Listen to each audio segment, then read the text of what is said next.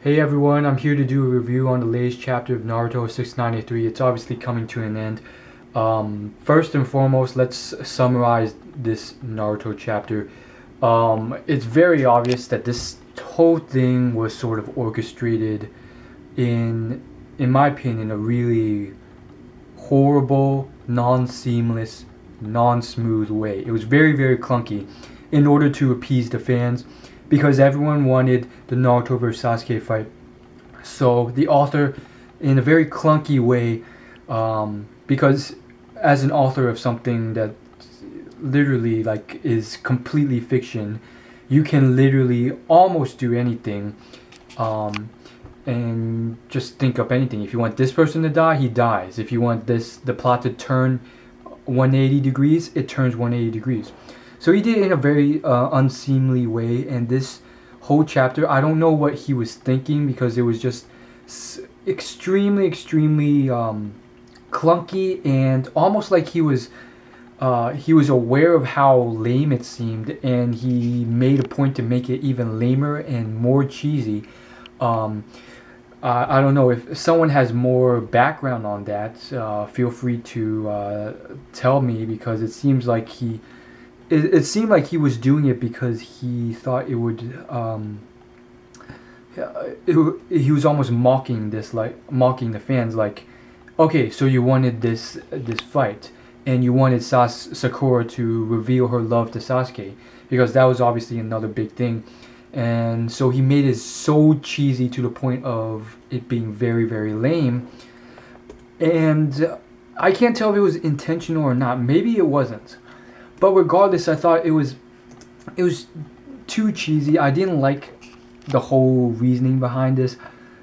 It was very, very clunky, and I think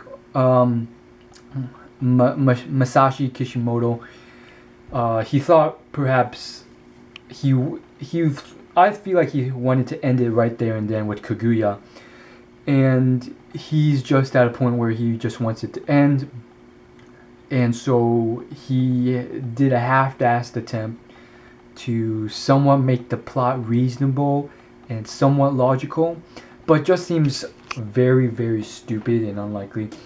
I'm pretty sure he's just pulling stuff out of his butt right now. In the next chapter, Sasuke is going to reveal his whole revolution plan, which is probably going to be something lame. It doesn't really make sense.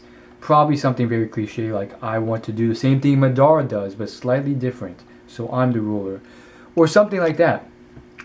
And so ultimately, what happens here is quite lame. You know, Sasuke for some reason is evil. It doesn't really make sense why, and now they're going to fight it off, and he does a lot of very illogical stuff, like stuff that makes you think that he's not completely evil, which destroys the whole point. I would have liked this a lot better if he was legitimately evil and corrupt, or just in the wrong sense. However, Mishimoto, he probably had deadlines, and I think that was one of the big issues. He had to put out a new chapter every week, and so he had to think on the fly. And as he was thinking up stuff and producing it, it would just, like, if he had more time to think through the chapters, I think he would have made it so that the whole stuff with Itachi coming back and pretty much changing Sasuke's view on things, which I think is still in action now, it would have made more sense if they had placed that at the end. Perhaps placing the Naruto vs Sasuke fight after the Kaguya fight, or in place of the Kaguya fight, and then perhaps having him change ways with Itachi revealing himself then it would have worked. It would have been more seamless and more logical. This just doesn't make any sense, because if you did it that way, it's like, okay, they've reunited, but now it just, you know, it doesn't seem like he was really feigning or pretending to be allies, or completely converted to the good side when he was fighting Kaguya along with Naruto. That's just my opinion. And there's two big things that are really cheesy. The first is that he shoots out a genjutsu showing him killing Sakura rather than actually killing Sakura. It's like, if you were truly evil, why not just kill her? And at first, that's what it seemed like. It was like, okay, shoot, he died. He killed this girl. And it would have made a lot of sense. And then the second thing is that whole confession of love by Sakura.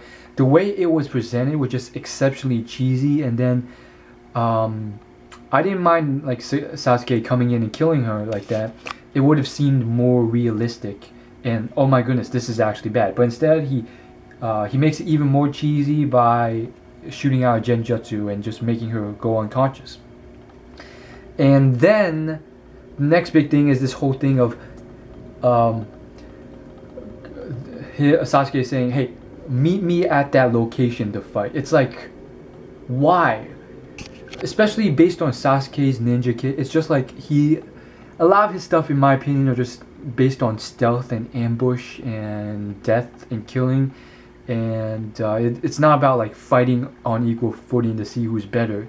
It's just like I will do anything I can to kill you, even if it's underhanded or killing you with a sneak attack.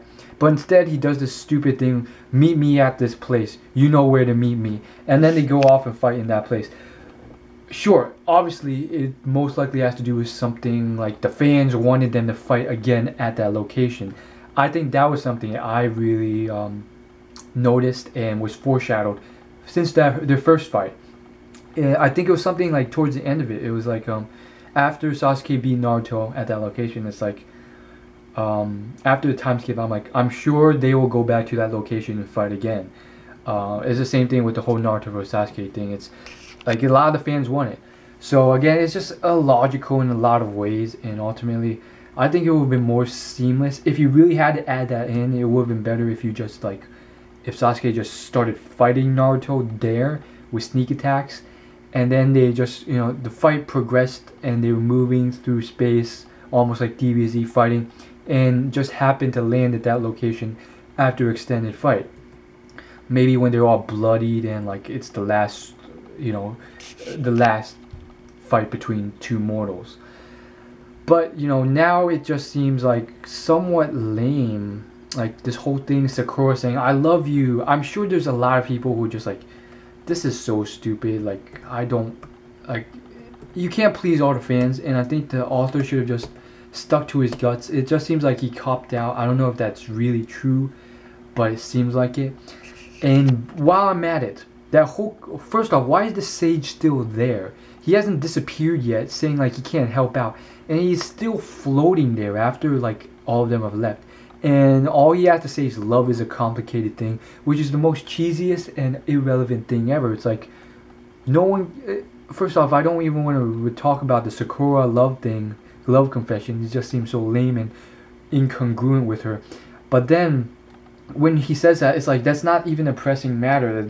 The whole point of this is more so that they're fighting for ultimate peace, and they have different interpretations of how to achieve that and eliminate the strife and problems in our world, which again, I've mentioned numerous times, is like a insurmountable feat that we haven't even accomplished in the real world. So I'm really curious to see what they're going to do as a solution. I mean, Infant Tsukiyomi is probably better than anything Naruto comes about with. And then at the same time, it's just like, I hope like a definite cop-out will just be to be like the author just be like, peace out. I know initially with Jiraiya and his book, it was foreshadowed that a prophetic child would one day solve all the problems of pain, strife, and death and jealousy and so forth that caused so many horrible instances such as Obito and pain and all their childhood memories and so forth. But instead, it's just like, let's just make Naruto Hokage and then they'll live in a village. Most likely there will be wars again in the future. We haven't really solved anything, but I really can't figure it out. Let's just end the series. Boom. That could potentially happen, but we will see. Or it'll be some cheesy ending that doesn't really solve everything logically. But we will see. I'm at least exuberant about this. And it's not all horrible. On top of that, the drawings for Naruto have been getting better and better. The manga artists have been progressing through the hundreds of chapters, just getting better and better. And on top of that, you have here like there was some symbolic and touching moments, like that whole this whole dialogue of the past in us does not exist to remind us that the future cannot be changed. It exists to show us what the future can be. And he talks about how this time he gave both of the descendants equal powers instead of one, but the same thing sort of happened, and he's betting everything on Naruto, who's his own individual, not just some reincarnation, yada yada yada, because he was able to befriend Kurama, who also was someone who was just eventually consumed with hate, and blah blah blah. We'll see what happens, and that therein ends the whole thing. It ends with them on the mountain, ready to duke it out. The biggest thing though is just the sort of fact that it's somewhat lame in the sense that it's implying that Naruto and Sasuke are weaker power levels than the whole mini arc before this. It's like, yeah, you saw that huge battle where Naruto and Sasuke had to ally together in yada yada yada to beat Kaguya, the strongest being in the Naruto universe. And now Sasuke did all that to acknowledge the fact that he was weaker than all these people, and he so pretended to ally himself with Naruto in order to beat those stronger than him, so that he can finally be alone with the only barrier in his way, which is Naruto, which he can just take out himself. It's kind of like, okay, I like it better when it's like a natural progression upwards, like DBZ, where it's just, they just get stronger and stronger. But now it's just like, I think it would have been a lot better if the final fight between the two of them they were the strongest beings in the universe.